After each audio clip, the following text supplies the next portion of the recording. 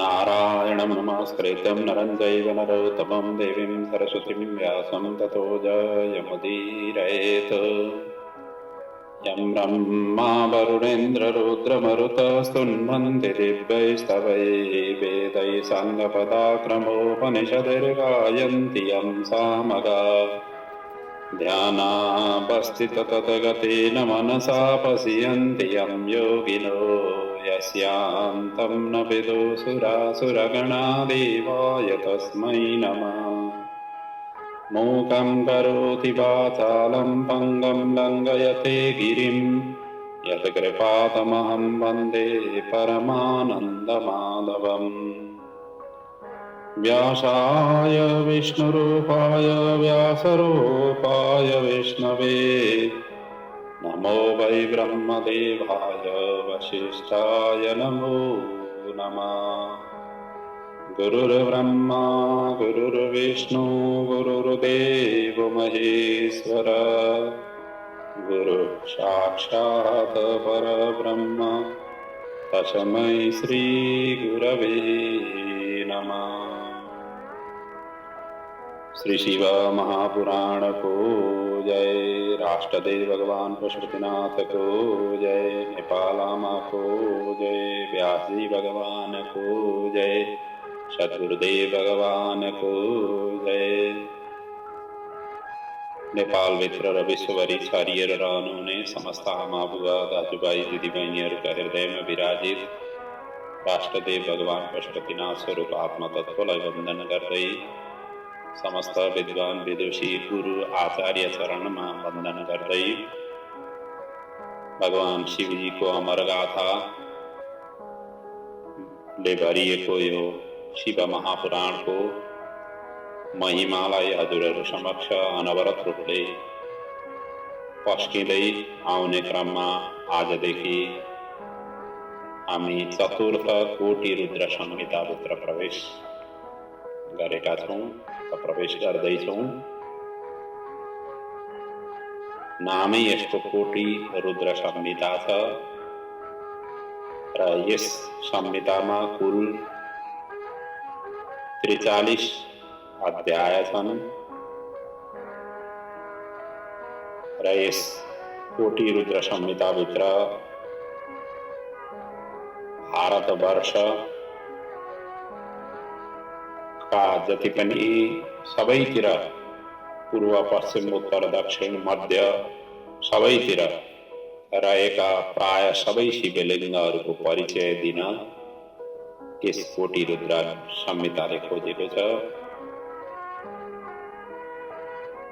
अनि त्यसैले यो संहिताको नाम असंख्य हुने भएको हुनाले कोटि अर्थात् करोड रुद्र हुन गएको हो। नाम अनुसार नै यस संहितामा असंख्य शिवलिङ्गहरूको उत्पत्तिको कारण तिनीहरूको परिचयलाई विशद र संक्षेप दुवै कोणबाट प्रकृति हेरेर वर्णन गर्ने खोजिएको छ। अब यस कोटि रुद्र संहिताको अध्याय पिछेका कथालाई प्रवेश गर्नुभन्दा पहिले यस कथाको यस भित्रको जुन विषय वस्तु छ त्यसलाई सर्वप्रथम चिन्तन मनन गरेर फेरि अध्याय पिछेकै कथामा हामी प्रवेश गर्नेछौँ। यो संहितामा मूलतः सुत र शौनक बीचको संवाद रहेको छ। शौनक आदि ऋषिहरूले जिज्ञासा राख्ने र त्यसको समाधान सुतजीले दिने जो परम्परागत जुन शैली छ त्यही अनुसारले नै यहाँ वर्णन गरिएको छन्। मुख्य रूपमा 12 ज्योतिर्लिङ्गको महिमालाई यो कोटि रुद्र संहिताले विशद ढङ्गले वर्णन गरिएको छ। कथारम्भको क्रममा भने भारतवर्षका चारै दिशाहरू जस्तो कि मैले पहिले नै भने पूर्व पश्चिम उत्तर दक्षिण सबै दिशाहरूमा रहेका प्रमुख शिवलिङ्गहरूको वर्णन गरेर त्यस पछाडि मात्रै 14औं अध्यायदेखि 33 अध्याय पर्यन्तमा 12 ज्योतिर्लिङ्गको प्रत्येक ज्योतिर्लिङ्गका महिमा, तिनीहरूको उत्पत्तिको स्वरूप अनि ती ज्योतिर्लिङ्गहरूबाट सेवा पूजन दर्शन आदिबाट पाइने मतलब लाभ आदि इत्यादिको विशद ढङ्गले वर्णन गरिएको छ। त्यसैगरी शिवजीको आराधना गरी विष्णुले सुदर्शन चक्र प्राप्त गरेको प्रसङ्ग पनि यहाँ महत्त्वपूर्ण ढङ्गले वर्णन गरिएको छ। शिवजीलाई सन्तुष्ट तुल्याउन भगवान विष्णुले सहस्र नामावलीले स्तवन गर्नुभएको छ, जो यस संहिताको अर्को महत्त्वपूर्ण अंश पनि हो। यसरी नै यस संहितामा शिवजीलाई सन्तुष्ट तुल्याउने विशेष व्रतहरूको वर्णनको क्रममा शिवरात्रि व्रतको विशद चर्चा पनि यो कोटिरुद्र संहितामा गरिएको छ।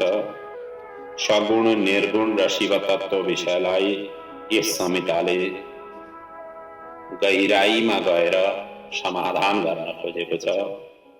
आरम्भमा 12 ज्योतिर्लिङ्गको परिचय दिइएको छ र ती लिङ्गहरूका उपलिङ्गहरूको वर्णन, काशी नगरीमा स्थित प्रमुख शिवलिङ्गहरूको परिचय, त्यस पछाडि अत्रिको तपोवनमा शिवजी र गङ्गाको नित्यवासको प्रसङ्गको वर्णन छ, अत्रीश्वरको महिमाको वर्णन छ, त्यस पछाडि नन्दी केश्वर महिमा, गङ्गा र नर्मदा नदीहरूका समीपमा रहेका अनेक प्रसिद्ध शिवलिङ्गहरूको परिचय र यसै क्रममा श्री पशुपतिनाथ राष्ट्रदेव श्री पशुपतिनाथको महिमाको पनि वर्णन यो कोटिरुद्र संहितामा गरिएको छ। अनि अगाडिका प्रसङ्गमा पार्वतीद्वारा ज्योतिर्मय शिवलिङ्गलाई आफ्नो योनिमा धारण गरेर शिव शिवाको अभिन्न सम्बन्धको रोचक वर्णन पनि यहाँ गरिएको छ। 12 ज्योतिर्लिङ्गहरूको उत्पत्ति र महिमाको बृहत्तर ढङ्गले वर्णन, जस्तो मैले पहिले भने यसरी गरिएको छ। अन्त्यमा मुक्ति, भक्ति, ज्ञान र सगुण निर्गुणको विषयमा यहाँ वर्णन अन्तिमका प्रसङ्गहरूमा, उत्तरार्धका प्रसङ्गहरूमा त्यसरी वर्णन गरिएका छन्। र यो कोटिरुद्र संहिताले सर्वम लिङ्गमयम जगत जुन वेदोक्त वाणी हो त्यसलाई पुष्ट गर्न अर्थात् त्यसलाई साकार गर्न खोजिएको छ र यिनी पूर्वापर प्रसङ्गहरूबाट यो कोटिरुद्र संहिता ओतप्रोत भएको छ। शिवजी नै चराचरका आश्रयदाता, उहाँबाट यो सृष्टिको प्रारम्भ विस्तार र समेटिने हुने हुनाले शिवजी नै संसारका और सबै प्राणीहरूका रक्षक र उपासना गर्ने योग्य स्वरूपका रूपमा शिवजीलाई यहाँ स्थापित गर्न खोजिएको छ। र शिवजीको यसरी उपासना गर्नाले मनुष्य मात्र को कल्याण हुने र नगर्नाले कल्याणको भागी नहुने आदि इत्यादिका प्रसङ्गहरू पनि यहाँ वर्णन छन्। त्यस्तो किसिमको विभिन्न प्रसङ्गहरूले भरिएको यो कोटिरुद्र संहिता छ। आउनुहोस् अब हामी अध्याय पिछेका कथाहरूलाई चिन्तन मनन गर्दै अगाडिका प्रसङ्गहरूलाई वर्णन गर्दै जाउँ। पहिलो अध्यायमा 12 ज्योतिर्लिङ्ग र यिनीहरूका उपलिङ्गहरूको वर्णन गरिएको छ। त्योभन्दा पहिले यहाँ मङ्गलाचरण व्यासजीले गर्नुहुन्छ। मङ्गलाचरण हामी पनि गरौँ। भगवान शिवजीका दिव्य स्वरूपको मङ्गल स्वरूपको कामना गर्दै यो कोटिरुद्र संहिताका कथाहरूलाई हामी पनि पछ्याउँदै जाउँ। मङ्गलाचरणको श्लोकमा व्यासजीले यसरी वर्णन गर्नुहुन्छ। यो दते निजमायैव भुवनाकारं विकारोज्जितो यस्याहु करुणा कटाक्ष विभवो स्वर्गापवर्गाविदौ प्रत्यक बोधसुखाद्वयं हृदि सदा पश्यन्ति यं योगिना तस्मै शैलसुताश्चितार्धवपुषे स्वस्वन्नमस्तेजसे। यस्तो दिव्यतम स्तवन मङ्गलाचरणको श्लोक छ, जो निर्विकार हुँदाहुँदै पनि आफ्नो मायाले विराट विश्वको आकार धारण भगवान शिवजी गर्नुहुन्छ। स्वर्ग र अपवर्ग जस्तो कृपा कटाक्षकै वैभव मानिन्छ। योगीजन जसलाई सदा आफ्नो हृदय आकाशमा अद्वितीय आत्मा ज्ञानानन्द स्वरूपमा अनुभव गर्दछन्, उनै तेजोमय भगवान शङ्कर, जसको आधा शरीर शैल राजकुमारी पार्वतीले सुशोभित छ, निरन्तर यस्ता दिव्यतम युगल शिव शिवाको स्वरूपलाई मेरो अनन्त नमस्कार छ, मेरो बारम्बार नमस्कार छ। यस्तो किसिमको भाव यो मङ्गलाचरण श्लोकको रहेको छ। अब यहाँ शौनक आदि ऋषि, जस्तो कि मैले पहिले नै बताएँ, यो संहितामा सूत र शौनक बीचको संवाद छ। शौनक आदि ऋषि कुल 88,000 र त्यसमध्येमा शौनकजी प्रश्न गर्ने र सूतजी उत्तर दिने, यही शैलीमा यो कोटिरुद्र संहिताको कथावस्तु अगाडि बढ्दछ। सनकादि ऋषिहरूमा शौनकजी सोध्नुहुन्छ, हे सूतजी, तपाईँले शिव अवतारको कथा सुनाउनुभयो, जहाँ अहिले भर्खरै हामीले हिजोका प्रसङ्गसम्ममा शतरुद्र संहिता भगवान शिवजीका 100वटा रुद्र अवतारका हामीले विशद रूपले चिन्तन मनन गर्यौं। त्यसैलाई यहाँ पूर्व प्रसङ्गलाई समेट्दै अगाडिको प्रसङ्गको जिज्ञासा राख्ने क्रममा यसरी भन्दै हुन्छ। शिव अवतारको कथा सुनाउनुभयो, अब शिवलिङ्गको महिमा पनि हामीलाई वर्णन गरेर श्रवण गराउनुहोस्। हामी तपाईँको अमृत वाणीले तृप्त भएका छैनौँ। यो भूमण्डलमा जति शुभलिङ्ग छन्, तीर्थहरू छन्, ती सबैको वर्णन गर्नुहोस्, हामी सुन्नलाई लालायित छौँ। त्यसो भन्दै शौनकजी भन्नुहुन्छ, पृथिव्यां यानि लिङ्गानि तीर्थे तीर्थे शुभानि तानि तानि च दिव्यानि लिङ्गानि परमेशितो। जति पनि पृथ्वी तलमा प्रसिद्ध तीर्थहरू र लिङ्गहरू छन्, ती सबैको हामीलाई वर्णन गर्नुहोस्। यसरी प्रश्न गरिसकेपछि सूतजी भन्नुहुन्छ, हे ऋषिवर, तपाईँहरूले सर्वलोक हितको प्रश्न गर्नुभयो। मेरो बुद्धि र मति अनुसार म क्रमशः उत्तर दिनेछु। सबै तीर्थ लिङ्गमय हुन्, सबै थोक लिङ्गमा नै प्रतिष्ठित छ। जो देखिन्छ या स्मरण गरिन्छ त्यो सबै भगवान शिवजीकै स्वरूप हो। कुनै पनि तत्त्व पदार्थ शिवबाट भिन्न छैन। त्यसै र सबै तत्त्व नै शिवजीकै स्वरूप हो भन्दै सूतजी भन्नुहुन्छ, सर्वालिङ्गमयं भूमि सर्वं लिङ्गमयं जगत् यत्किञ्चित् दृश्यते दृश्यं वर्ण्यते स्मर्यते च यत् तत् सर्वं शिवरूपं हि नान्यदस्तीति किञ्चन। भगवान शिवजीको लिङ्गमय स्वरूपभन्दा अन्य केही छैन, अर्थात् सबै लिङ्गमय स्वरूप नै हुन्। त्यसरी बुझ्नु पर्दछ। शिवजीले अनुग्रह गरी देव असुर मनुष्य सहित त्रिलोकलाई नै लिङ्ग रूपले व्याप्त गर्नुभएको छ।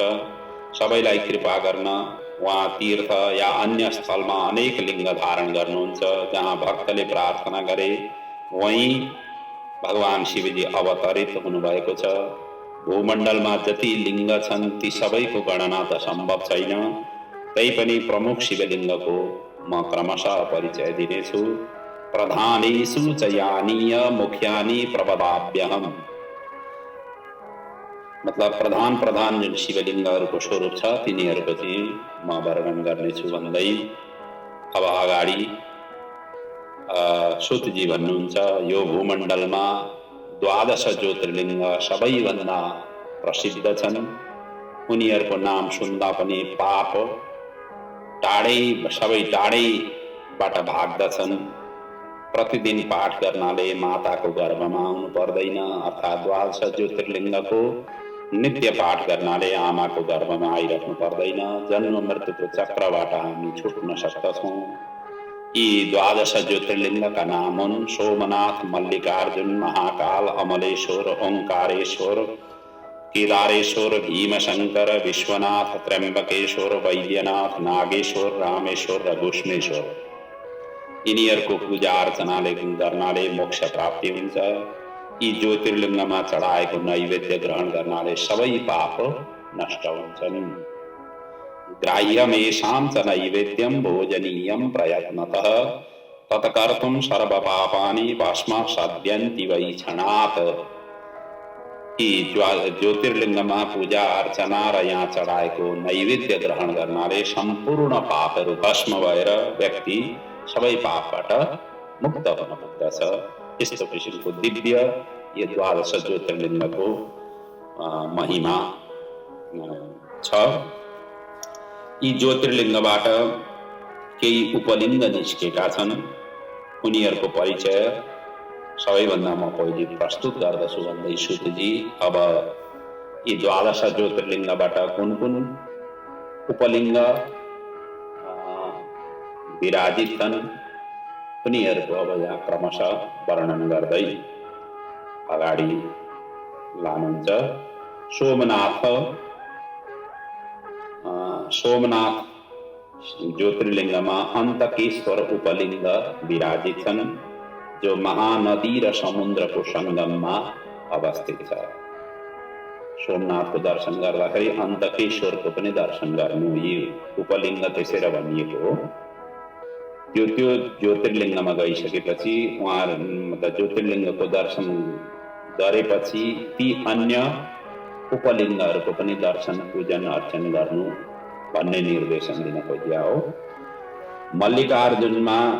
मल्लिकार्जुनबाट रुद्रकेश्वर प्रकट हुनुभयो, जो भृगु कक्षमा अवस्थित छ।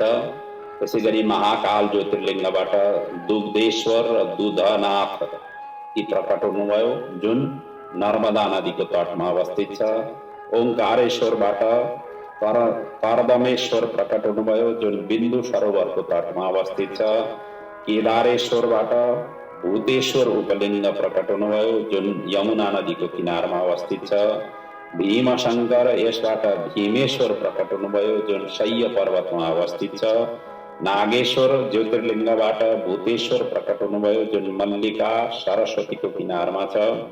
रामेश्वरबाट यसबाट गुप्तेश्वर प्रकट हुनुभयो। घुष्मेश्वर यसबाट व्याघ्रेश्वर उपलिङ्ग प्रकट हुनुभयो।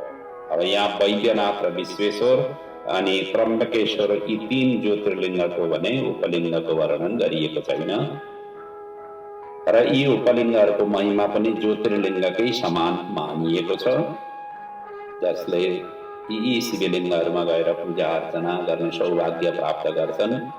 ती सबै कल्याणका भागी हुन्छन्। यसरी वर्णन गर्दै पहिलो अध्याय पूर्ण गरिएको छ। दोस्रो अध्यायमा काशी सहित भारतको पूर्व दिशामा रहेका प्रमुख शिवलिङ्गहरूको वर्णन गरिएका छन्, जहाँ सुतजी भन्दै जानु हुँदैछ, हे सौनकादि ऋषि हो, गंगा तीरे सुप्रसिद्धा काशी खलु विमुक्तिदा साई लिङ्गमयी गेया शिववास स्थले स्मृता। गंगा तीरे गंगाजीको किनारमा रहेको काशी नगरी यो शिवजीको निवास भूमि हो, त्यसैले यसलाई लिङ्गमयी भनिएको छ। यस क्षेत्रका प्रमुख विश्वेश्वर हुन् भने अरू प्रसिद्ध शिवलिङ्ग यहाँ कति छन्। त्यसमध्येमा कृतिवासेश्वर, तिलभाण्डेश्वर, दशाश्वमेध आदि प्रमुख रूपले विराजित छन्। त्यसै गरी गंगा सागरको सङ्गममा संगमेश्वर छन्।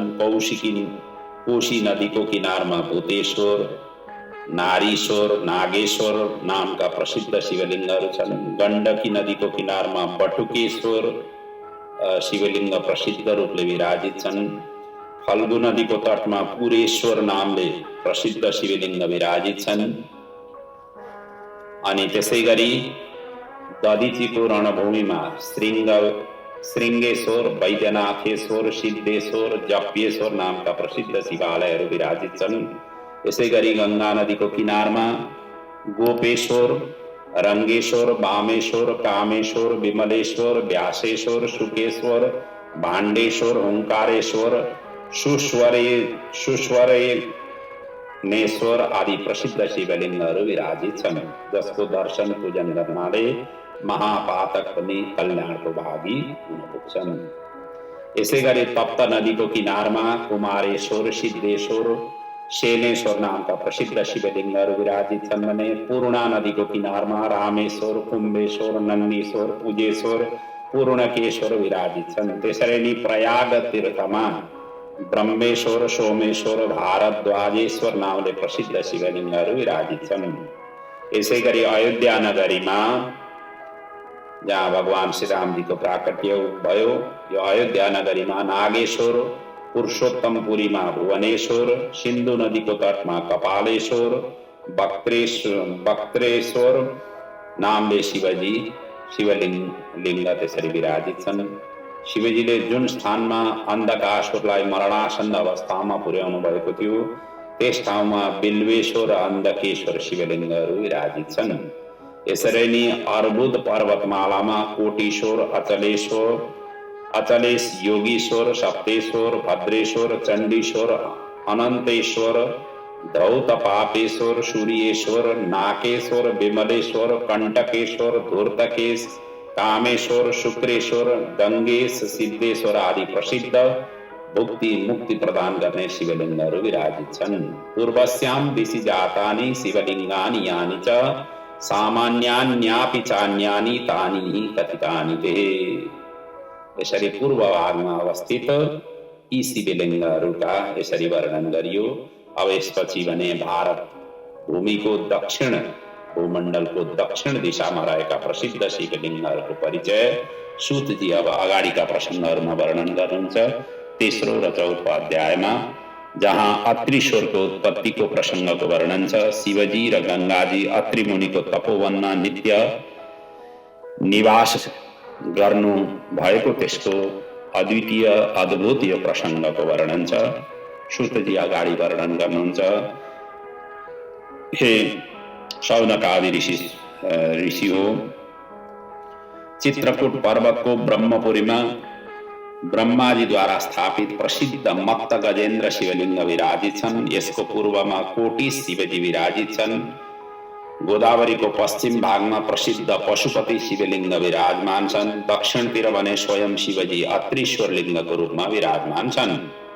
यी अत्रीश्वर अनुसूया तथा लोकहितार्थ विराजित भएका हुन्, जसले अनावृष्टि कालमा पीडित भक्तलाई, पीडित प्रजालाई बचाउन अथवा जीवन दान दिन सफल भएका थिए।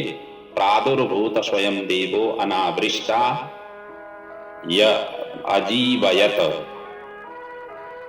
अनावृष्टि कालमा सबैलाई जीवन दान दिनका लागि यसरी प्रकट हुनुभएको। यसको कथा यस्तो छ कि चित्रकूटको नजिकै अत्रि अनुसूया यी दुईटै तपस्या गर्दथे। एकचोटि 100 वर्ष पर्यन्त अनावृष्टि भयो। सबैतिर हाहाकार मचियो। सबै बन्जर भूमिमा परिणत भयो। सबै सुखा भयो। पानी नपरिसकेपछि के हुन्छ जमिनमा? सबै सुको। अनगिन्ती जीव र वनस्पतिहरू जब पानी नपरिसकेपछि, जलवर्षै नभइसकेपछि सबै सखाप हुन पुगे। सर्वत्र हाहाकार भयो।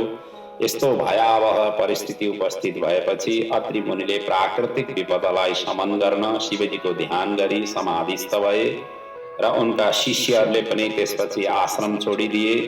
मुनि पत्नी अनुसूया एक्लै भइन्। त्यसपछि अनुसूयाले पार्थिव लिङ्गको मानसिक सेवा र पतिको सेवा दुवै गर्न थालिन्। यो प्रक्रिया कैयौं वर्षसम्म चलिरह्यो। त्यसपछि देवगण, ऋषिगण र गङ्गादि नदीहरू दर्शन दिन त्यहाँ उपस्थित भए। तपस्याको अपूर्व दिव्य स्वरूप देखेर सबै आश्चर्यचकित हुन पुगे। अत्रि मुनिको तपस्या भन्दा पनि अनुसूयाको सेवा श्रेष्ठ थियो। सबैले आशीर्वाद दिएर फर्किए, तर गङ्गाले भने अनुसूयालाई उपकार नगरी नफर्किने निधो गरिन्। उनी चाहिँ गङ्गाजी चाहिँ उनी बसिन्। अरू चाहिँ देवताहरू आशीर्वाद दिएर फर्किए आफ्ना आफ्ना लोकमा। तर गङ्गाजी चाहिँ अब यिनलाई उपकार उद्धार नगरिकन फर्किन्न भनेर गङ्गाजी चाहिँ त्यही आश्रममै तिनी बसिन्। त्यसैको वर्णन सूतजी यसरी गर्नुहुन्छ। गतास्ते च तदा तत्र गङ्गां न गिरिशं विना कृतोपकार एतस्य त्यागं मिष्यामीत्युवाच सा। मतलब गिरिशे शिवजीलाई प्राप्त नगरिकन म चाहिँ यहाँ जान्न भनेर गङ्गाजी बसिन्। यता अनुसुयाले प्रतिज्ञा गरेकी थिइन् कि वर्षा भएन भने जल पनि ग्रहण गर्दिन। यसरी उनले 54 वर्ष यही प्रक्रियाले 54 वर्ष व्यतीत भयो। उता अत्रि मुनि पनि ध्यानबाट जागृत हुन पुगे र जलको याचना गरे। जागृतश्च जलम देहि प्रत्युवाच प्रिय विधिः। ध्यानास्थबाट जब प्रकट भए त्यति बेला उनले जल मागे। त्यसपछि अनुसुयाले हातमा कमण्डलु लिएर जल अन्वेषण गर्न जङ्गलमा गइन्। जल खोज्नका लागि जङ्गलमा गइन्, किनभने घरमा त थिएन। यता गङ्गा पनि पछि लागिन्। जल कताबाट ल्याउनु, सर्वत्र सुकेको बन्जर थियो। जल कतै छँदै थिएन, त कसरी प्राप्त होस्। अनि गङ्गाजी दिव्य स्त्रीको रूप धारण गरेर अनुसुयाको अगाडि उपस्थित भइन् र वर माग्न प्रेरित गरिन्। त्यसपछि अनुसुयाले परिचय सोधिन्। गङ्गाले आफ्नो परिचय दिँदै भनिन्, म गङ्गा हुँ, तिम्रो पतिव्रता सेवा र शिव सेवादेखि म अत्यन्त प्रभावित भएँ, म प्रसन्न भएँ, वर माग। यसरी भनिसकेपछि अनुसुयाले भनिन्, उवाचेति जलम देहि चित प्रसन्ना ममाधुना। यदि तपाईँ प्रसन्न हुनुहुन्छ भनेदेखि मलाई अहिले जलको आवश्यकता छ, पानीको आवश्यकता छ। यदि दिन सक्नुहुन्छ भनेदेखि मलाई पानी दिनुहोला, जल दिनुहोला भनेर यसरी भनिसकेपछि गङ्गाजीले भनिन्, हे पतिव्रती अनुसुया, यदि जलको इच्छा छ भने सञ्चित हुनलाई पोखरी चाहिन्छ। पानीलाई त अब अलिकति पोखरी भयो भने मात्रै अडिने भयो, खाल्टो खनियो भनेदैन, पानी अडिने भयो।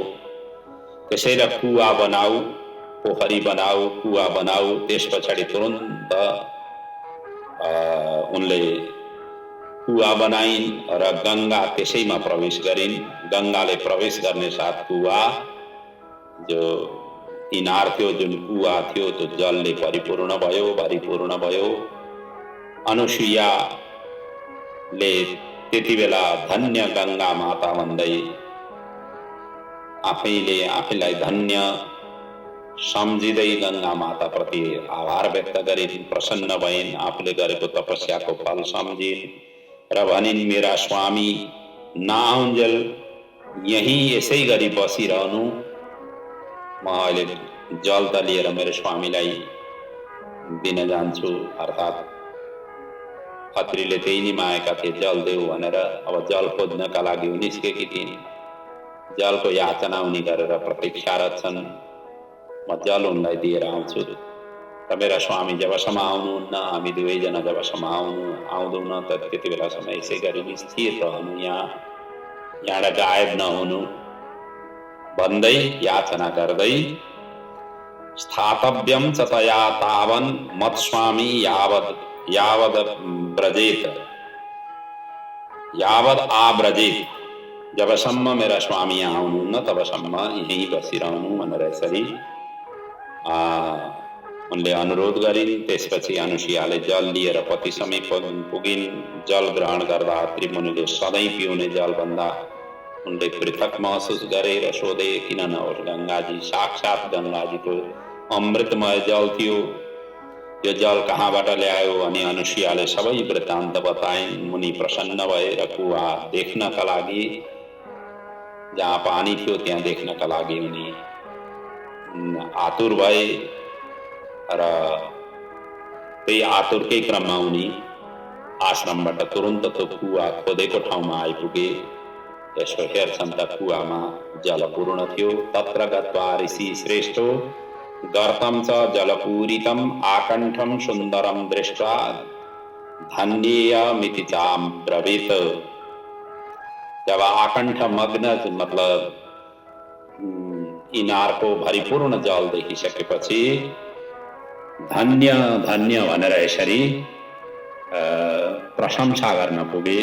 यता गंगाले बिदा लिएर फर्किन लागिन् अनि अनुसुयाले नजानु भन्दै यसै स्थलमा स्थायी रूपले निवास गर्न याचना गरिन्।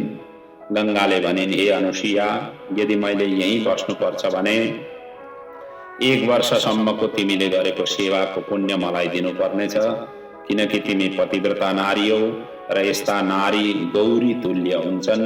यदि त्यो दिन सक्छौ भनेदेखि म यहाँ बस्नलाई तयार छु। शङ्करार्चन सम्भूतं फलं वर्षस्य यक्षसि स्वामिनश्च तदा स्थास्ये देवानां उपकारतः। तिमीले जुन किसिमले तपस्या गरेकी छौ त्यो तपस्या जनित फलको 1 वर्ष बराबरको फल चाहिँ मलाई दियो भनेदेखि म यहीँ बस्नलाई तयार छु भनेर गंगाजीले यसरी प्रस्ताव राखेपछि गंगाजीको वचन सुनिसकेपछि अनुसुयाले 1 वर्षको पुण्य प्रदान गर्नका लागि तत्पर भइन् र दिइन् पनि। त्यति नै बेला शिवजी पार्थिव लिङ्गबाट प्रकट हुन पुग्नुभयो। मुनि दम्पतिले शिवजीलाई स्तुति सहित प्रणाम गरे र शिवजीले वर माग्न प्रेरणा गरेपछि अत्रि अनुसुयाले यही तपोवनमा स्थिर रूपले निवास गर्न अनुरोध गरे र भगवान शिवजीले तथास्तु भन्दै त्यही अत्रीश्वर नामले त्यही पार्थिव शिवलिङ्गमा सधैँका लागि विराजित हुनुभयो भने गंगा पनि मन्दाकिनी नामले त्यहाँ विराजमान भइन्। तद्दिनं हि समारभ्य तत्राक्षय्य जलं सदा हस्तमात्रे हि तदगर्ते गंगा मन्दाकिनी अभूत्। अर्थात् त्यहाँको कुवा त धेरै ठुलो थिएन, एक हात मात्रै खोदिएको थियो, खनिएको थियो, त्यतिको मात्रै खाल्डो थियो। तर त्यसै दिनदेखि भरिपूर्ण जलले त्यो मन्दाकिनी नामले प्रसिद्ध हुन पुग्यो। त्यसपछि ऋषिहरूले त्यहाँ यज्ञ गरे। आकाश वायुमण्डल मा व्याप्त हुन पुग्यो। मतलब आकाशको जुन स्वरूप थियो, यज्ञ जुन ध्वनि थियो, यज्ञको जुन धुवाँ थियो वायुमण्डलमा व्याप्त भयो। बादलको व्यापकताले त्यति बेलै वर्षा हुन पुग्यो। यज्ञात् भवति पर्जन्यो पर्जन्यात् यज्ञ सम्भव। जसरी गीतामा भनिएको छ, यज्ञ गरिसकेपछि धुवाँ उत्पन्न भयो, धुवाँले आकाशमण्डल ढाकियो र त्यही धुवाँ आकाशमण्डल बादलमा परिणत भयो, बादलबाट जलवर्षा भयो र व्यापकताले वर्षा भयो। चारैतिर आनन्दै आनन्द भयो। जीव र वनस्पतिहरूले पुनर्जीवन प्राप्त गरे। अत्रि अनुसुयाको यश कीर्ति सर्वत्र फैलिन पुग्यो। यस्तो किसिमको प्रसङ्गको वर्णन यी प्रसङ्गहरूमा गरिएको छ, जसको कथा श्रवण गर्नाले भुक्ति मुक्ति प्रदायक र शिव सायुज्यता प्रदान गर्नेवाला यो अत्रीश्वरको महिमाको वर्णन यहाँ गरिएको छ। अब यसपछि अगाडिका अध्यायमा 5औं, 6औं र 7औं अध्यायमा नन्दिकेश्वर महात्म्यको प्रसङ्गको वर्णन छ। बालवैदव्य ब्राह्मणी ऋषि कालाई मूढ असुरले आक्रमण गर्दा शिवजी प्रकट भई रक्षा गरेको प्रसङ्ग छ र प्रतिवर्ष वैशाख शुक्ल सप्तमीको दिन गंगाजी नर्मदासँग भेट गर्न आउने मिलन हुने आदिको प्रसङ्गको वर्णन यी अध्यायमा गरिएको छ। श्रुतजी अगाडि वर्णन गर्नुहुन्छ, हे मुनीश्वरहरू हो, दक्षिण दिशामा भएका अन्य प्रमुख शिवलिङ्गहरूको वर्णन म अब क्रमशः गर्दछु। कालञ्जर पर्वतमा कालञ्जर शिवलिङ्ग विराजित छन्। त्यही नीलकण्ठ तीर्थ पनि छ। यसै गरी रेवा नदीको किनारमा असंख्य शिवलिङ्गहरू छन्, जसमध्ये केही प्रमुख आर्तिश्वर, सिम्हेश्वर, शर्मेश्वर, कुमारेश्वर, पुण्डरीकेश्वर छन्, जो भुक्ति मुक्ति प्रदायक र कल्याणदायक छन्। नर्मदा नदीको किनारमा पनि असंख्य शिवलिङ्गहरू विराजित छन्। यहाँका प्रत्येक शिला नै शिवलिङ्ग स्वरूप मानिन्छन्। नर्मदा नदीका जति पनि शिव मतलब शिलाहरू छन्, जति पनि पत्थरहरू छन्, जस्तो कि गण्डकी नदीका सबै पत्थरहरू शालिग्राम मानिए झैं तथा नर्मदा नदीका शिलाहरू पनि सबै शिवलिङ्गका स्वरूप मानिन्छन्। र केही प्रसिद्ध शिवलिङ्गहरूमा तीक्ष्णेश्वर, धुन्देश्वर, शूलेश्वर, कुम्भेश्वर, कुबेरेश्वर, सोमेश्वर, नीलकण्ठ, मङ्गलेश, मङ्गलायतन तथा महाकपीश्वर आदि प्रसिद्ध छन्। कपीश्वर शिवलिङ्ग त स्वयं हनुमानजीले स्थापन गरेका हुन्। हनुमानजी स्वयं शिवजीकै अवतार, जसको हामीले शतरुद्र रुद्र संहितामा हामीले चिन्तन मनन गरेका थियौं। स्वयं शिवजीकै अवतार उहाँद्वारा नै यो स्थापित हो। त्यसैले कपी, हनुमानजीको एउटा नाम कपी पनि हो। त्यसैले कपीश्वर शिवलिङ्ग स्वयं हनुमानजीले स्थापना गर्नुभएको। महाकपीश्वरो देवः स्थापितो हि हनुमता। यो कपीश्वर देव जुन शिवलिङ्ग छ त्यो चाहिँ हनुमानजीले नै स्थापना गर्नुभएको। अब नन्दिकेश्वर महात्म्यको वर्णनमा यहाँ अगाडि श्रुतिजी वर्णन गर्नुहुन्छ। ततश्च नन्दिको देवो हत्याकोटि निवारक सर्व कामार्थदश्चैव मोक्षदो हि प्रकृतित। यो नन्दिकेश्वर जुन शिवलिङ्गको महात्म्य छ, यो हत्याकोटि निवारक, अनेक प्रकारका पापहरूलाई, अब कोटि हत्याहरूलाई पनि निवारण गर्ने अर्थात् हत्याबाट मुक्त दिलाउने यस्तो किसिमको यसको महिमा छ। यो नन्दिकेश्वर लिङ्ग नर्मदाको किनारमा अवस्थित छ, जो करोडौं पापहरूलाई नाश गरी सबै कामनालाई पूर्ण गर्ने यो शिवलिङ्गको महिमा छ। ऋषिकालाई कृपा गर्न शिवजीले नन्दिकेश रूपमा यो क्षेत्रमा निवास गर्नुभएको हो। ब्राह्मणी ऋषिका पूर्व कर्मको कारण बाल्यावस्थामै वैदव्य भएकी थिइन्, यस्तो किसिमको यिनको कथा छ। ब्राह्मणी ऋषिका नाम्नी कस्यचित् द्विजजन्मनः पूर्व कर्म प्रभावेण साई बाल वैदव्यमागतः। बाल विधवा हुन पुगिन्। ऋषिका शिव भक्त थिइन्। पार्थिव शिवलिङ्गको नित्य भक्तिले पूजा अर्चना गरी यी आफ्नो समय व्यतीत गर्दथिन्। ब्रह्मचर्यमा रहेर शिव आराधना गर्दथिन्। तस्मिन्नेवासरे दुष्टो मूढनामो सुरो बलि ययो तत्र महामाई कामबाणी न ताडितः। त्यति बेला नि मूढ नामको दुष्ट महाबली असुरले अब यी बाल वैदव्य स्वरूप ऋषिकाको जुन शरीरलाई देखेर अत्यन्त काम बाणले प्रभावित हुन पुगो, काम वासनाले विद्ध हुन पुगो। किनकि तपस्या गरिसकेपछि व्यक्तिको शरीरमा ऊर्जा प्राप्त हुन्छ। जो ध्यानी छन्, जुन योगी छन्, जो तपस्वी छन्, यदि उनीहरूले राम्ररी तपस्या गरेका छन्, तपस्यारत छन् भनेदेखि त्यस्ता व्यक्तिको अनुहारमा अलग्गै खालको तेज, त्यस्तो किसिमको आभा प्रकट हुन्छ। त्यसैले ठुल्ठुला साधु सन्तहरूको यसो उहाँहरूको अनुहार हेर्ने साथै कस्तो जाजल्यमान स्वरूप हामी देख्दछौँ, अनुभव गर्दछौँ, त्यो त्यही हो। धेर तपस्या गरिसकेपछि, प्रभुको नाम धेर लिइसकेपछि शरीरमा त्यस्तो किसिमको दिव्य तेज आफै प्रकट हुन पुग्दछ।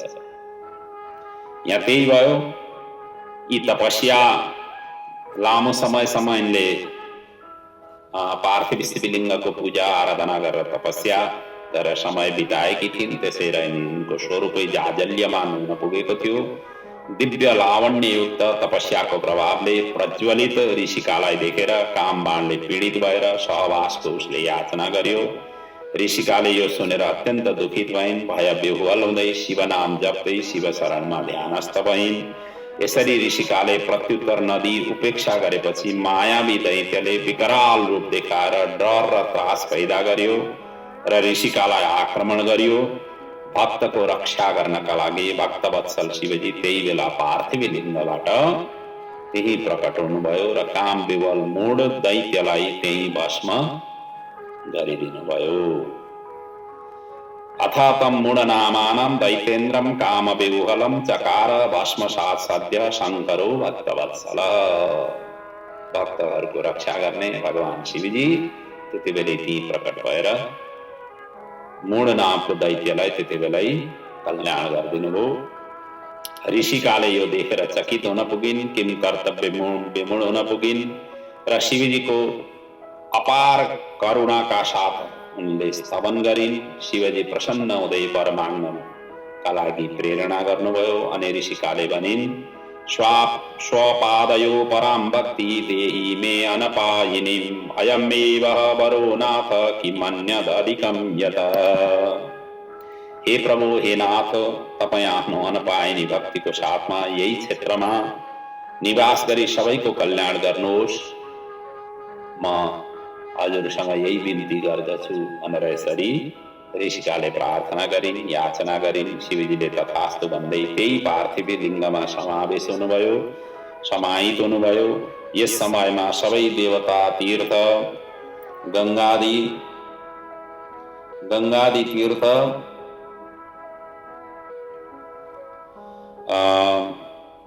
त्यति बेला उपस्थित हुन पुगे। त्यही बेला गङ्गाजीले ऋषिकासँग याचना गरिन्, ममार्थे चैव वैशाखे मासीदेयं त्वया वच। गङ्गाजीले चाहिँ प्रार्थना गरिन् कि वैशाख महिना मेरा लागि प्रदान गर्नु भनेर यसरी याचना गरिन्। गङ्गाजीको याचना सुनेर ऋषिका प्रसन्न भइन् र भनिन्, वैशाख महिनाको सप्तमीको दिनमा तपाईं सहित सबै तीर्थ यो नर्मदा नदीमा पनि नन्दीकेश्वर समीप आएर सबैलाई कल्याण प्रदान गर्नुहोला। यसरी उनले प्रार्थना गरिन्। त्यसै बेलादेखि गङ्गा प्रतिवर्ष यस क्षेत्रमा आउन थालेकी हुन्। गङ्गापि प्रतिवर्षे तद्दिने याति शुभेच्छया। त्यसैले वैशाख महिनाको शुक्ल पक्षको सप्तमीको दिन, त्यो दिन चाहिँ गङ्गाजी नर्मदा नदी वहाँ मिल्नका लागि वहाँ पुग्दछन्। अर्थात् गङ्गा, नर्मदा सबै नदीको त्यस दिनको त्यहाँको जल लिन सकियो भनेदेखि सबै तीर्थहरूको जल प्राप्त हुन्छ, यस्तो किसिमको मान्यता छ। यो नन्दीकेश्वर महात्म्य सुनाउँदा दुवैको कल्याण हुन्छ भन्दै अगाडि यसको महिमाको वर्णन गरिएको छ। अब अगाडिका प्रसङ्गहरूमा 8औं, 9औं र 10औं अध्यायहरूमा गोकर्ण क्षेत्रमा स्थित महाबल शिवलिङ्गको महात्म्यको वर्णन गरिएको छ। यो भारतवर्षको पश्चिम दिशाका प्रमुख शिवलिङ्गहरूको वर्णन यी अध्यायहरूमा गरिएका छन्। सूतजी भन्नुहुन्छ, द्विजा शृणुत सद्भक्त्या शिवलिङ्गानि तानि च पश्चिमायां दिशायां वै यानि ख्यातानि भूतले।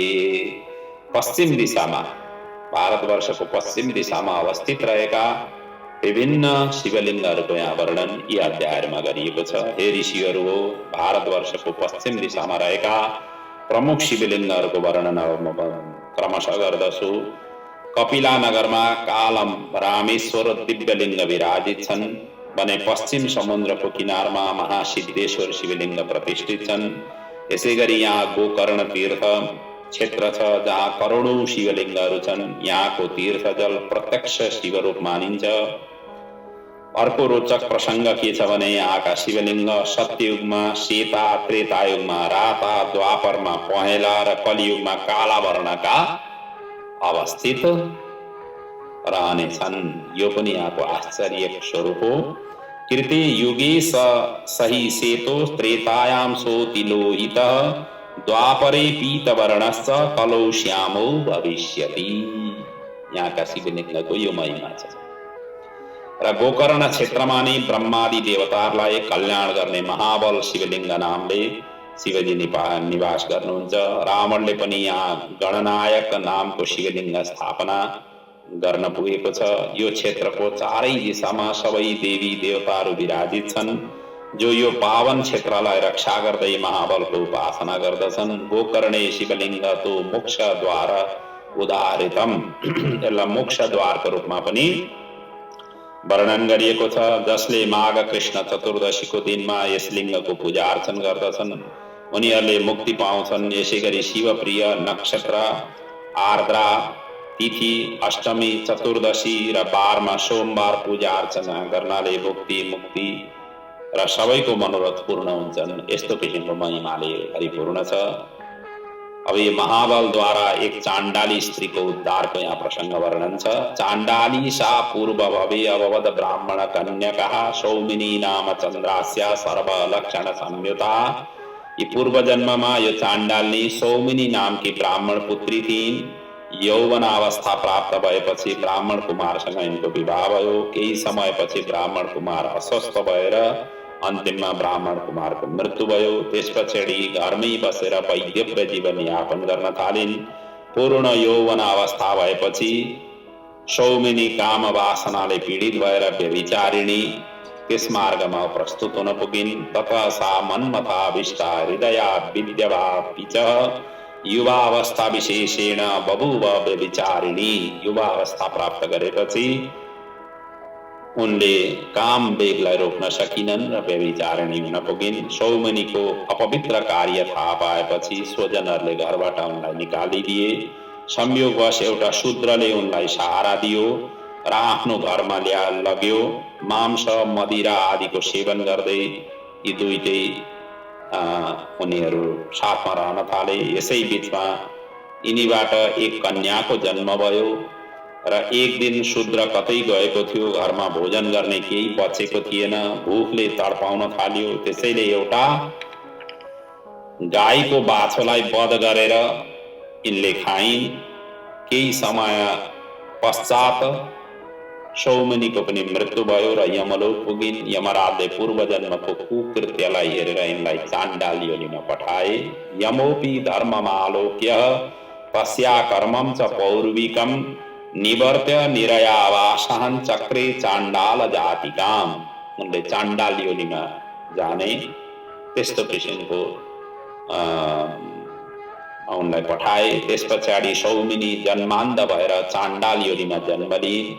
केही वर्षपछि जन्मान्ध चाण्डालीका माता पिताको पनि देह अवसान भयो। अन्धी चाण्डाली बेसहारा भइन्, जुठो खाएर भूख शान्त गर्दथिन्। एक दिन चाण्डालीले शिव तिथि शिवरात्रिको दिन भक्तहरू गोकर्ण तीर्थै जाँदा गरेको आहट सुनिन्। उनी पनि भोजन वस्त्रको लालसा राखी बिस्तारै बिस्तारै अघि बढिन्। गोकर्ण तीर्थमा पुगेर हात फैलाएर दीन बनेर प्रार्थना गर्न थालिन्।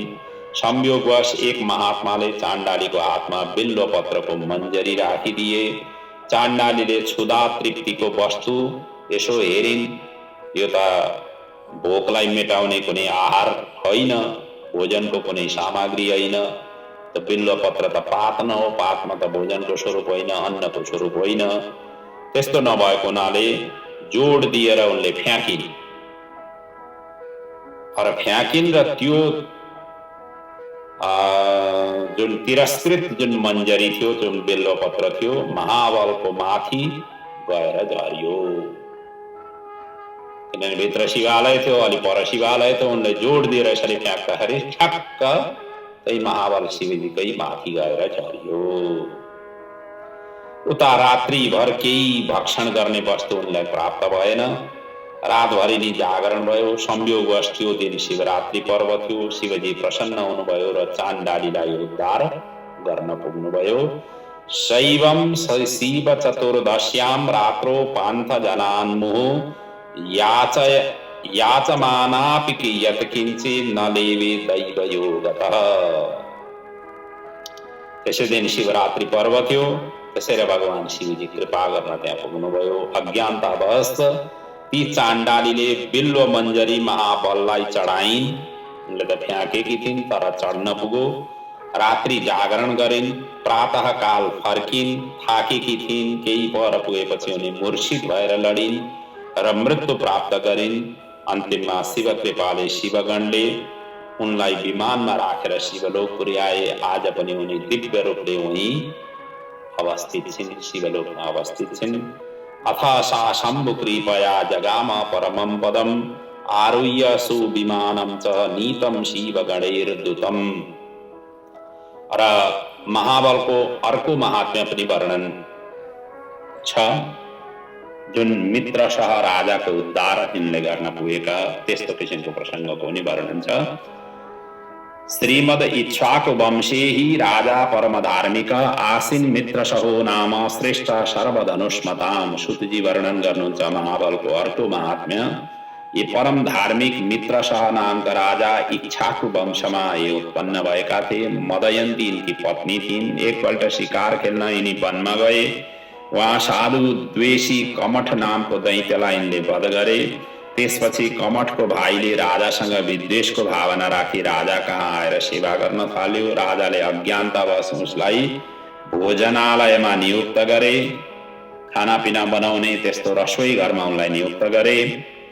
केही समयको अन्तरालमा राजाको पिताको श्राद्ध तिथि आयो। राजाले गुरु वशिष्ठ र उनका शिष्य सहितलाई श्राद्ध भोजनका लागि निमन्त्रण दिए। सबै भोजन गर्न बसेका थिए। त्यो राक्षस रसोईले उपर्युक्त समय सोचेर तरकारीमा भोजनको स्थानमा मनुष्यको मांस पस्कियो। मनुष्यको मासु पस्किन पुग्यो। अपवित्र भोजन वशिष्ठ आदि ऋषिहरूले देख्ने साथ गुरुले तुरन्त राजालाई राक्षस योनिमा जान श्राप दिए। दिक्त्वाम नरामि सम्राजम स्वयि तत् छद्मकारिणः खले नैपो हृतम मह्यम ततो रक्षो भविष्यसि। हामीलाई यहाँ खानापिना बोलाएर मनुष्यको मांस तिमीले भक्षण गराएका हो, तिमी तुरुन्तै राक्षस योनिमा जाऊ भनेर यसरी ऋषिहरूले यसरी श्राप दिए। अनि यता तो रसोई त त्यही नै चाहँदै थियो, आफ्नो कार्य पूर्ण भइहाल उसको त, उसले चाहेकै त्यही थियो। अब राजा यो कुराबाट अनभिज्ञ थिए, अन्जानमै उन श्रापित हुन पुगे। उता वशिष्ठले यो त राजाको दोष थिएन, राक्षसको थियो भन्ने थाहा पाएर राजालाई केवल 12 वर्ष पर्यन्त मात्र राक्षस योनिमा रहने श्राप दिए। तर राजा यसमा पनि सन्तुष्ट भएनन्। त्यसैले हातमा जल लिएर गुरुलाई नै प्रतिश्राप दिनका लागि तत्पर हुन पुगे। पत्नी मदयन्तीले रोकिन् अनि हातमा लिएको जल अन्यत्र त्याग गर्दा भस्म हुने भएकाले आफ्नै चरणमा छोडे, जसको फलस्वरूप राजाको चरण जलेर कालो भयो र यिनको नाम कल्मषपाद रहन गयो।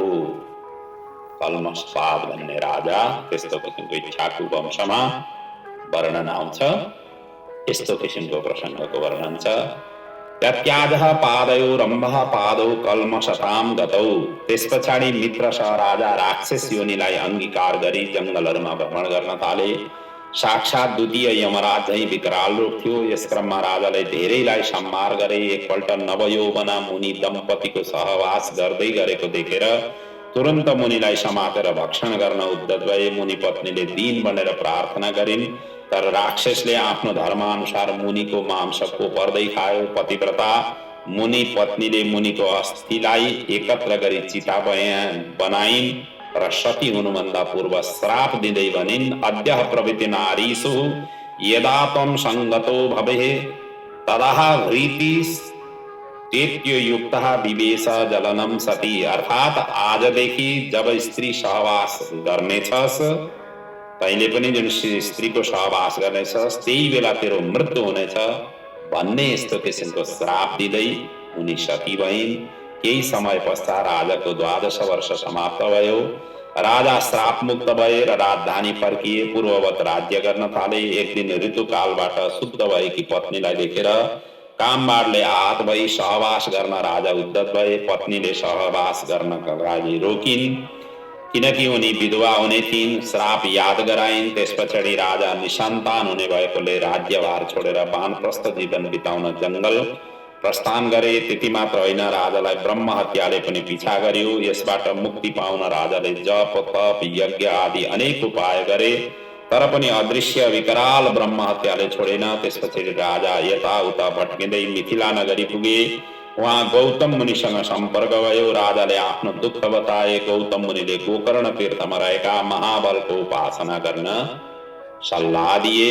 महापातक संहारी गोकर्णाख्यम शिवालयम महाबली विधानेन शिवः सन्निहित स्वयं। वहाँ गएर महाबलको तिमी उपासना गर, जप तप पूजा आराधना गर, जसबाट तिमी यो सबै ब्रह्म हत्या जनित पापबाट तिमी मुक्त हुनेछौ भनेर यसरी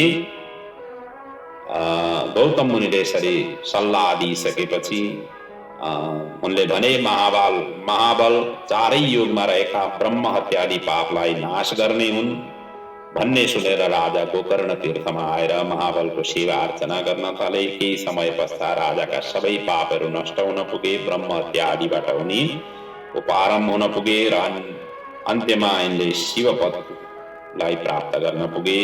यस्तो किसिमको वर्णन यो महाबलको त्यस्तो किसिमको पनि महिमाको वर्णन शिव पुराणमा उल्लेख गरिएको छ। य इमाम शृण्वा नित्यं महाबल कथां प्रियां त्रिसप्त कुलजै शार्दम शिवलोके व्रजत्यशो महाबल शिवलिङ्गको महात्म्य केवल सुनाउँदा मात्रै पनि 21 पिँढीहरूको उद्धार हुन्छ। यस्तो किसिमको महिमाले परिपूर्ण भएको यो महाबलको उपाख्यान छ। र यही आएर यहाँसम्ममा पश्चिम दिशाका जति पनि शिवलिङ्गहरूका स्वरूप थिए ती सबैका वर्णन यहाँ गरिए।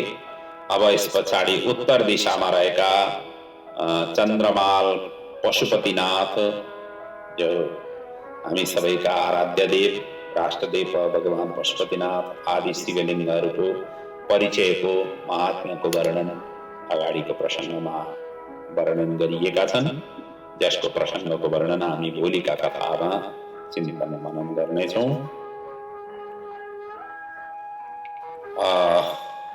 भन्दा पनि आजकै कथामै नै समेटौँला। यो उत्तर दिशामा रहेका चन्द्रमाल पशुपतिनाथ आदि शिवलिङ्गहरूको परिचय र महात्म्यको वर्णन सूतजी अगाडि वर्णन गर्नुहुन्छ। हे ऋषिहरू हो, भारतवर्षको उत्तर दिशामा रहेका प्रसिद्ध एवं प्रमुख शिवलिङ्गहरूको परिचय सुन। गोकर्ण क्षेत्रको लम्बाई र चौडाई महावनमा एउटा चन्द्रबाल शिवलिङ्ग छ, जुन सर्वसिद्धिदायक शिवलिङ्गलाई भक्तिपूर्वक रावणले ल्याएको थियो। यसको महात्म्य ज्योतिर्लिङ्ग वैद्यनाथकै समान रहेको छ। स्वयं व्यासजी पनि यसको महिमा वर्णन गर्न सक्नुहुन्न। चन्द्रबाल महादेव शिवलिङ्गस्य महिमा महान। मिश्र नामक ऋषिवर तीर्थमा दधिची शिवलिङ्ग छ, जुन स्वयं दधिची महर्षिले स्थापना गरेका हुन्। यसको पूजन गर्नाले सबै मनोरथ पूर्ण हुन्छन्। यसरी नै नैमिषारण्य तीर्थमा ऋषिहरूद्वारा स्थापना गरेको ऋषीश्वर नामको शिवलिङ्ग छ, जसको दर्शन र पूजनले सबै पाप नष्ट हुन्छन्। अगाडि हत्याहरण तीर्थमा पापनाशक शिवलिङ्ग छ। यसमा पूजन अर्चन गर्नाले करोडौं हत्याजनित पाप नष्ट हुन्छन्। देवप्रयाग तीर्थमा ललितेश्वर नामको शिवलिङ्ग छ। यस्तो पूजा अर्चना गर्नाले भुक्ति मुक्ति मिल्दछ। अनि अगाडि गएर भनिएको छ भगवान पशुपतिनाथको नयपालाख्यपुर्यां तो प्रसिद्धायां महीतले लिङ्गं पशुपते साख्यं सर्वकाम फलप्रदम्। नेपालमा रहेको भगवान पशुपतिनाथ केदारेश्वर ज्योतिर्लिङ्गको शिर हो र यसको महिमा केदार ज्योतिर्लिङ्गको वर्णनमा विशद ढङ्गले वर्णन गरिनेछ। अर्थात् साक्षात् भगवान शिवजीको जुन शिर हो, केदारेश्वरको जुन शिर हो, त्यो नेपालमा रहेको पशुपतिनाथको स्वरूप हो र यसको ठुलो महिमा छ। र दर्शन पूजन गर्नाले पशुपतिनाथको दर्शनले पूजन गर्नाले यह परलोक दुवै कल्याण हुन्छ। नेपालमा पनि अर्को पनि प्रसिद्ध मुक्तिनाथ शिवलिङ्ग छ, जसको पूजा अर्चनाले भुक्ति मुक्ति प्राप्त हुन्छ। तदाहारान् मुक्तिनाथाख्यं शिवलिङ्गमहद्भुतं दर्शना अर्चना तस्य भुक्ति मुक्तिश्च लभ्यते। जसको दर्शन पूजन अर्चना गर्नाले भुक्ति, यो जीवनमा रहँदाखेरि भुक्ति प्राप्ति र जीवनको पूर्ण भइसकेपछि मुक्ति प्राप्त हुन्छ। यसरी भारत भूमिको चारै दिशामा रहेका प्रमुख शिवलिङ्गहरूको संक्षेपमा यहाँ सूतजीले वर्णन गर्नुभयो। अब अगाडि शिव शिवा दुवै कसरी शिवलिङ्गमा समायोजन हुन पुगे यसको विशद ढङ्गले यहाँ वर्णन गरिएको छ। त्यस पछाडि भने 12 ज्योतिर्लिङ्गको विस्तारपूर्वक वर्णन गरिएका छन्। अब यी प्रसङ्गहरू भोलिका कथामा हामी चिन्तन मनन गर्नेछौँ। यहाँसम्म आइसक्दा हामीले 11औं अध्याय कोटी रुद्र संहिताको 11औं अध्यायको कथालाई हामीले पूर्ण गर्यौं। अब भोलिदेखि 12औं अध्यायको कथाबाट अगाडि बढ्नेछौँ। भगवान पशुपतिनाथले हामी सबैको जीवन सुखद र शान्तिमय समृद्धिमय ऐश्वर्यमय रूपमा अगाडि बढाउँदै लैजानु अनुरोध गर्दै हाम्रा पूर्वजहरूको दिव्य धाम प्राप्ति होस्। यो कथा श्रवणले उहाँहरूको अनन्य गति प्राप्त होस्। हाम्रा सन्ततिहरू सुयोग्य बनेर हाम्रा परिवार र वंशहरूको अभिवृद्धि गराउन सफल हुन पुगुन्। हामी सबै सुस्वास्थ्य दीर्घायुष्य बनौँ। सबै आदि व्याधि रोगबाट हामी मुक्त हुन सकौँ। भगवान पशुपतिनाथले हामी सबैको कल्याण गरून्। यिनै भावनाका साथ आजको यो कथालाई आज तो शिव पुराण को महिमालाई भगवान राष्ट्रदेव पशुपतिनाथ को चरण में समर्पित गर्दै यही पूर्ण गर्ने अनुमति र आज्ञा माग्दछु। ओम पूर्णमदः पूर्णमिदं पूर्णात् पूर्णमुदच्यते पूर्णस्य पूर्णमादाय पूर्णमेवावशिष्यते। ओम शांति शांति शांति। ओम।